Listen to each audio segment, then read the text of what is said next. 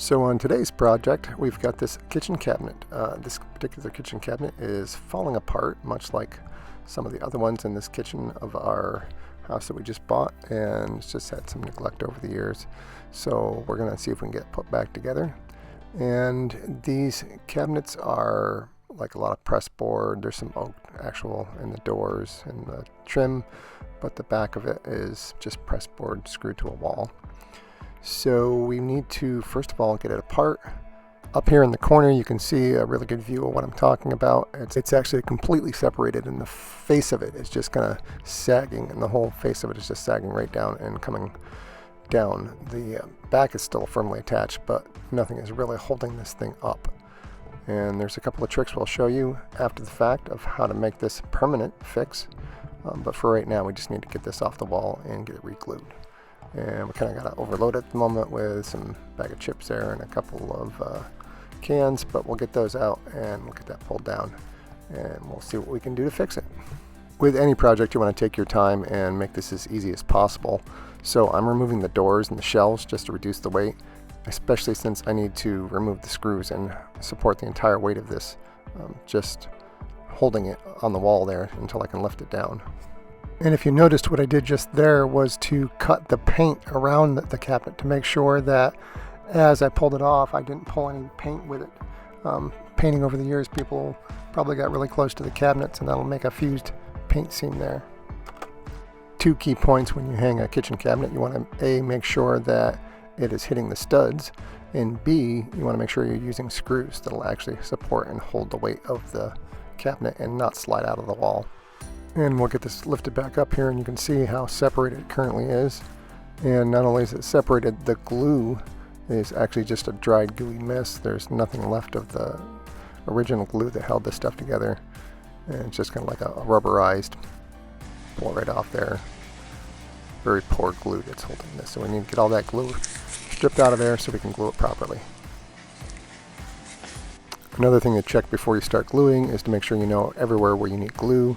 And in this case, not only is the side coming off, but the front is disconnected from the bottom and the top. So I want to peel those apart and get some glue down in those joints before we clamp it together.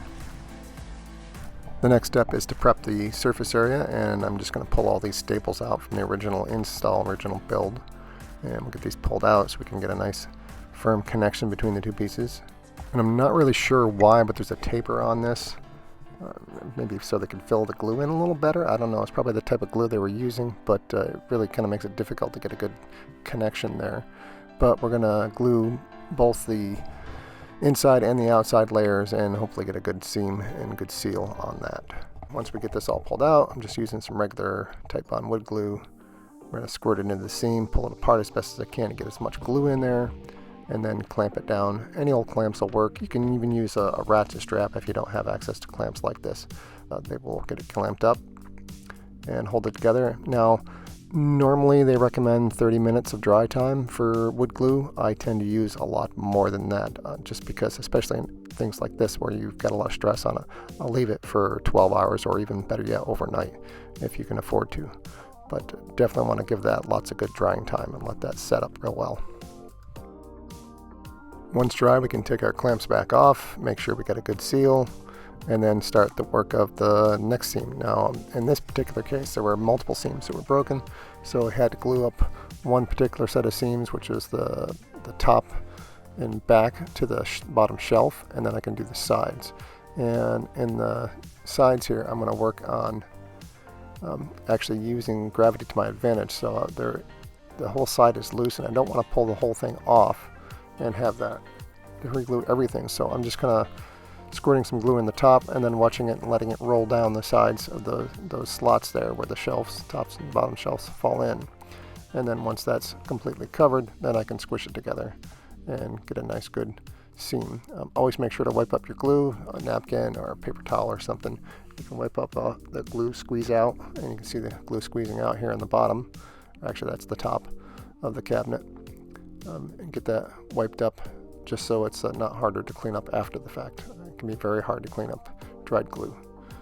So we'll get that clamped together, and then we'll let this piece set overnight, and we will be ready to put it back on the wall.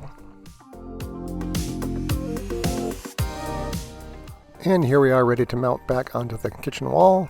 You just need to make sure that you mount to the studs. And in this case there's a hole. I'm not sure what the hole is there for, probably during the original construction, but I can see where the 2x4s are in the wall, and they're going to be 16 inches apart. So we need to make sure that we're mounting to those just first so we have the strength. And of course you want to use screws to hold that onto the wall properly. Nails will not work because they will eventually slide out, especially when you get weight in the cabinet. So some really good screws will be ideal for this process. There were 4 in here originally. I'm just going to use the same 4 in the same original holes, and we'll get that held up. Since I took the doors and shelves out, it's not that heavy, and I can hold up by myself and get a couple of screws in and then finish it up. And it's going to sit up pretty nice. And then what we want to do is fasten it to the other cabinet. So what the problem with this was originally is the face of it was sagging and falling off, and as the glue dried out and cracked and came loose from the cabinet, that made the front sag all the more. So we want to go from this cabinet into the one we just installed.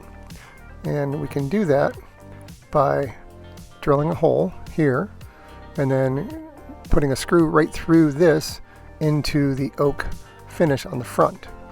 And you just want to make sure that the screw's not too long. It's not going to come through the oak cabinet, but it's going to go through that and fasten. Normally what you do when you install cabinets is you will put screws from one cabinet into the other so that you have the strength. You won't start to get a gap between the two that'll hold together nice and solid.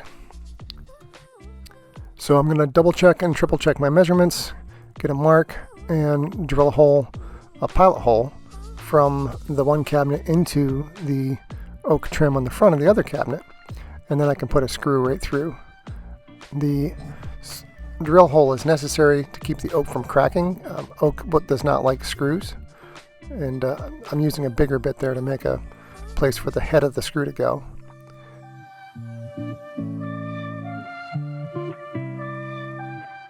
And then I can put that through, and now you can't see it at all. If you look real close, you can see where the screw is there in between.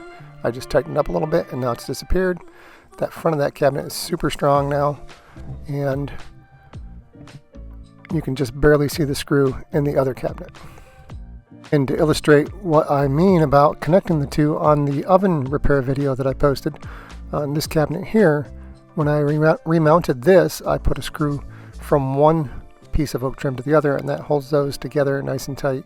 Even though there's very little gap there for that fidge to fit, I don't have to worry about that top of that shifting anymore. All that's left now is to put the shelves back in and reattach the doors, and we are done, and it looks great.